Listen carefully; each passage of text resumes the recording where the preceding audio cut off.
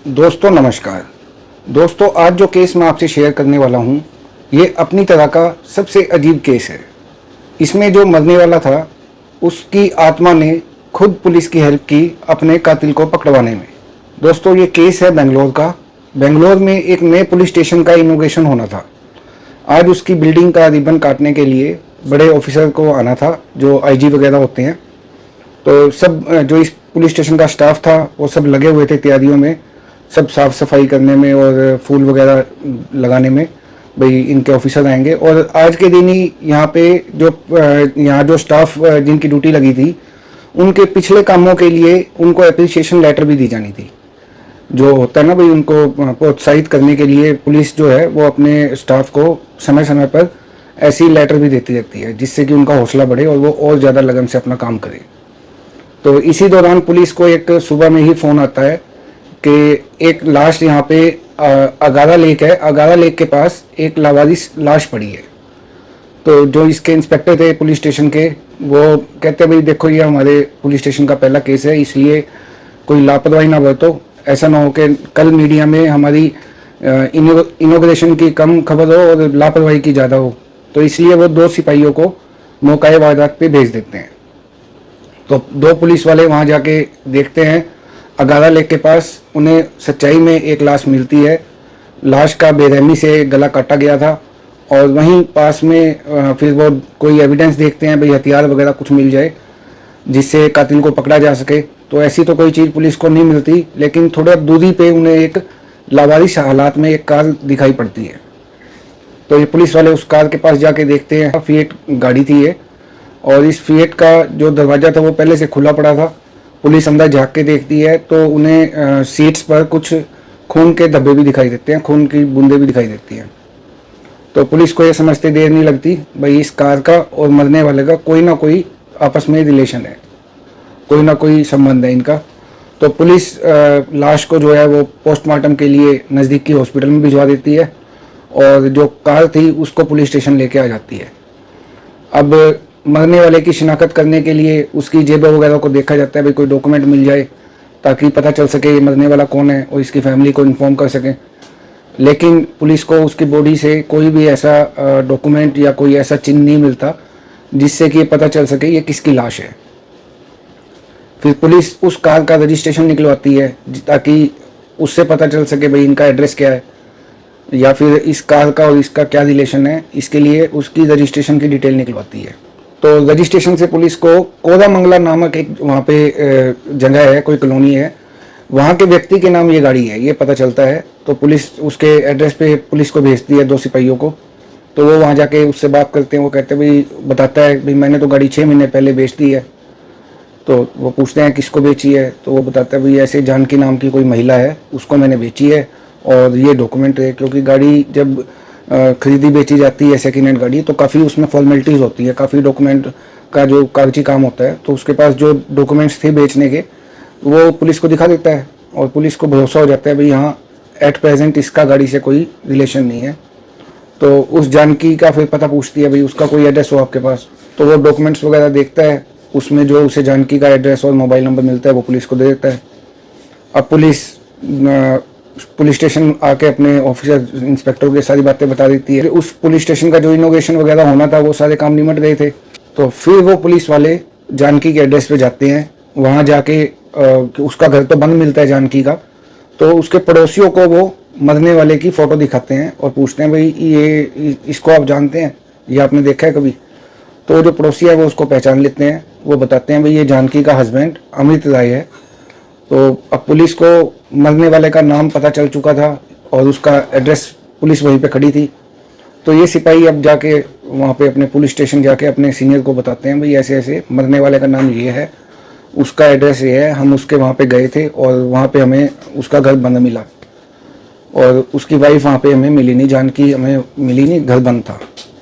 तो अब पुलिस के माइंड में जो थ्योरी बनती है वो यही बनती है भाई जो जानकी है वो अपने पति को खुद मार के और किसी के साथ भाग गई होगी, ऐसा कुछ पुलिस के माइंड में बनती है खिचड़ी सी। अब शाम को जो पुलिस इंस्पेक्टर हैं वो खुद उस एड्रेस पे जाते हैं जानकी के और वहाँ जाके पड़ोसियों से बातचीत करते हैं। तो पता चलता है भाई ये असम के रहने वाले थे और 1 साल से इस एड्रेस पे रह रहे थे। तो अब वो इंस्पेक्टर डिसीजन लेता है, भाई अपने सिपाहियों को बोलता है भाई ऐसा करो, इसको दरवाजे को तोड़ो। हम अंदर जाते हैं, अंदर हो सकता है हमें कोई सबूत मिले।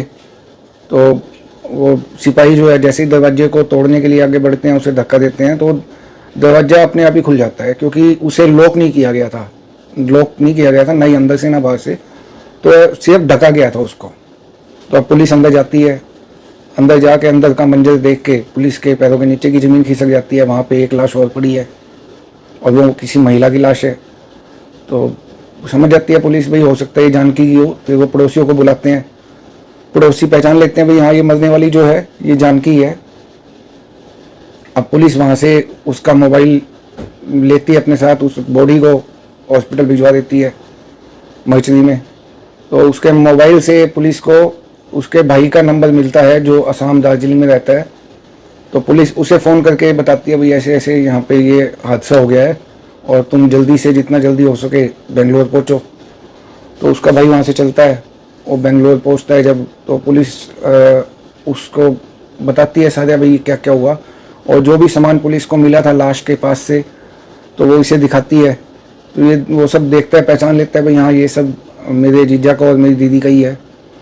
फिर वो बोलता है पुलिस को भाई इसमें दो चीज़ें मिसिंग है, एक तो जो मेरा जीजा अमृत राय एक अंगूठी डालता था वो नहीं है इसमें, और ना ही एक सोने की चैन है जो जानकी अपने गले में पहना करती थी। तो पुलिस नोट कर लेती है ये चीज़, और अब क्योंकि लाश किसी के तो हवाले करनी थी तो इसके हवाले कर दी जाती है। तो ये लाश को असम ना ले जाके बेंगलोर में ही उनका संस्कार करने का डिसीजन लेता है, और वहीं पे इनका अंतिम संस्कार करने के लिए शमशान घाट से कांटेक्ट किया जाता है। और जो भी इनके जानने वाले थे, यार दोस्त रिश्तेदार जो बेंगलोर और उसके आसपास रहते थे, उन सबको इन्फॉर्मेशन दी जाती है।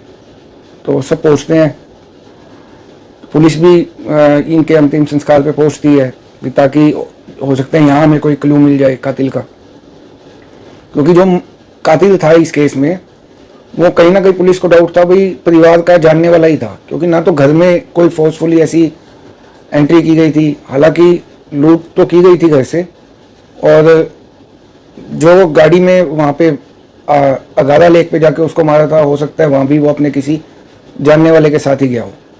तो पुलिस भी वहाँ शमशान घाट पहुँचती है उनके अंतिम संस्कार पे, और वहाँ फिर उससे संतोष जो था जानकी का भाई उससे पूछती है भाई तुम इनमें से देख के बताओ तुम्हें किसी पे डाउट हो जो ये काम कर सकता हो।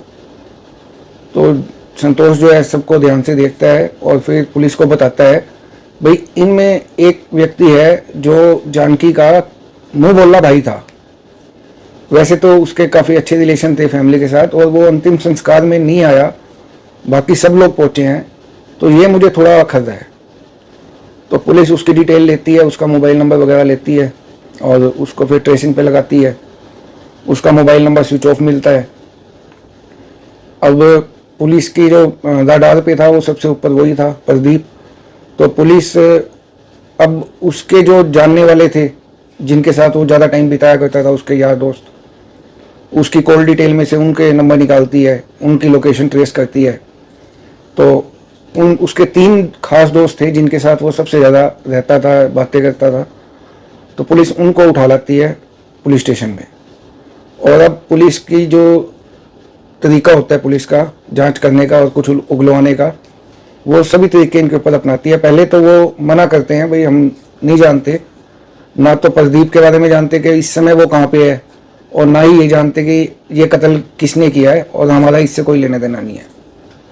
अब पुलिस की एक ट्रिक होती है कि वो जो भी मुजरिम होते हैं उनको अलग अलग ले जाके उनके बयान लेती है, और कई कई बार बयान लेती है, ताकि बीच में कोई भी 19-21 मिले तो फिर उस पॉइंट पे अपनी जांच को बढ़ाया जाए। तो पुलिस इनको अलग अलग कमरों में ले जाती है और इनसे अलग अलग बात करती है, और वैसे ही अपनी तरफ से बना के बोलती है भाई वो तो तेरे ऊपर इल्ज़ाम लगा रहा है कि तू इन्वॉल्व है इसमें उसने तो ये बयान दिया तेरे बारे में। तो ऐसे ही तीनों को जाके दूसरों का नाम लेके बोलते हैं ऐसे। तो इतने में फिर इन तीनों में से एक बंदा टूट जाता है, उसे ये डाउट हो गया था भाई ये तो मेरे सिर पे सारी बात डाल रहे हैं। तो कहता है जी हम तीनों ने मिलके ये कत्ल किया है, हमारे साथ प्रदीप भी इन्वॉल्व था, और ये सारी जो प्लानिंग थी ये सारी प्रदीप की थी, हम तो बस उसका साथ देने के लिए गए थे। पुलिस पूछती है भाई क्यों, प्रदीप क्यों मारना चाहता था इनको। तो वो बताता है भाई ये जो थे ये सारे एक ही शहर के, दार्जिलिंग के रहने वाले थे, असम के। और प्रदीप इससे चिढ़ने लग गया था क्योंकि इसने काफ़ी कम समय में यहाँ के काफ़ी अच्छी सक्सेस कर ली थी। और प्रदीप को मरने वाले अमित राय ने बताया था कि उसके पास 10 लाख रुपए हैं और वो अब प्लाट खरीदने की प्लानिंग कर रहा है। तो ये सुन के प्रदीप के मन में इसके प्रति और ज़्यादा मतलब जेलसी पैदा होगी।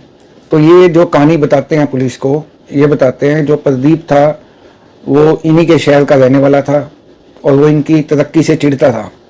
काफ़ी कम समय में अमृत राय ने बेंगलोर आके गाड़ी भी ले ली थी और अब उसके पास 10 लाख रुपए थे जिससे कि वो बेंगलोर में प्लॉट खरीदने की सोच रहा था। और इन 10 लाख के बारे में अमित राय ने खुद प्रदीप को बताया था। और इसका प्रदीप का इनके घर आना जाना था काफ़ी। वो जानकी को अपनी बहन बोलता था तो इसलिए उसका इनके घर बहुत आना जाना था। इस चीज़ों से ये जो था प्रदीप वो चिढ़ने लग गया था और वो 10 लाख लूटने के लिए उसने ये सारी प्लानिंग की थी। प्लानिंग के तहत वो एक दिन रात को इनके घर गया और घर जाके उसको वहाँ पे खाना वाना खाया और खाना वाना खाने के बाद प्रदीप को बोला कि जो तुमने गाड़ी ली है उसमें मुझे वापस छोड़ाओ। तो प्रदीप भी गाड़ी निकालता है और इसको वापस छोड़ने जाने लगता है।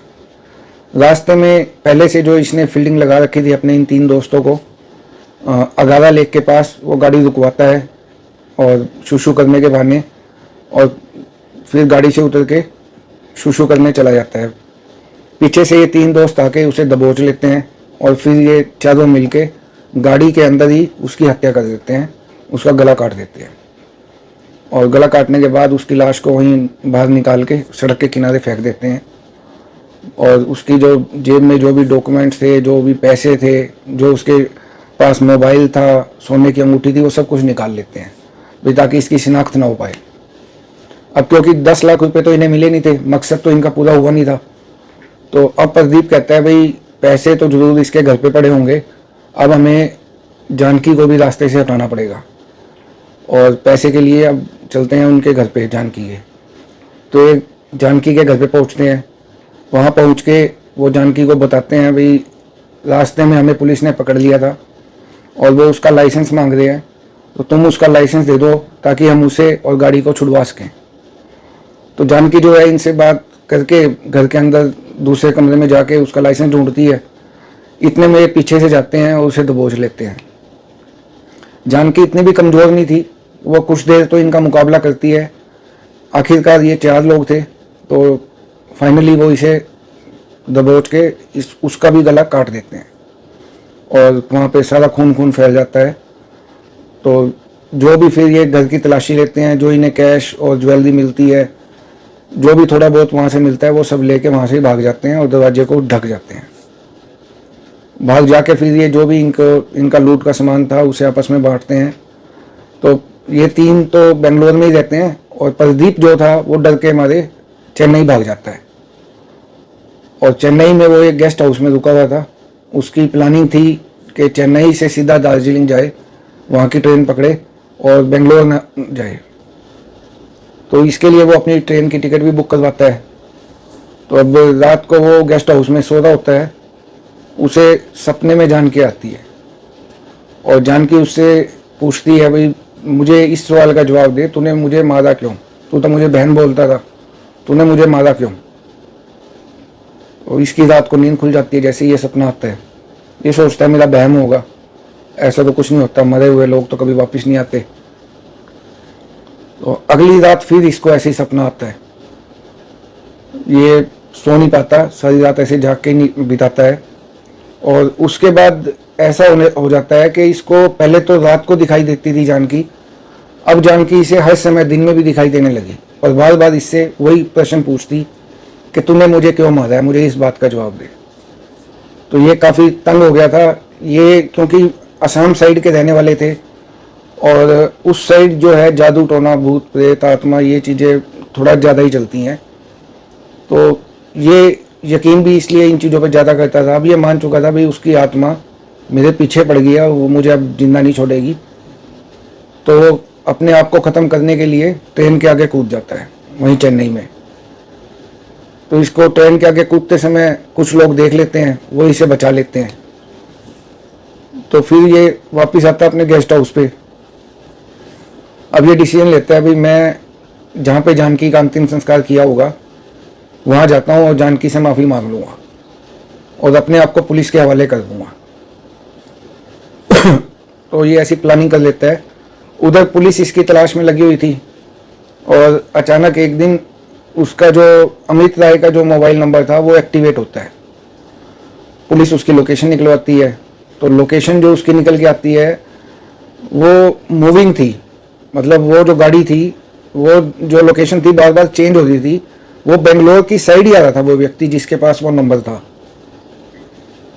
तो पुलिस समझ आती है भाई ये बंदा तो बेंगलोर की साइड ही आ रहा है। और जैसे ही वो बेंगलोर की सीमा में एंटर करता है पुलिस उसे अरेस्ट करके स्टेशन ले आती है।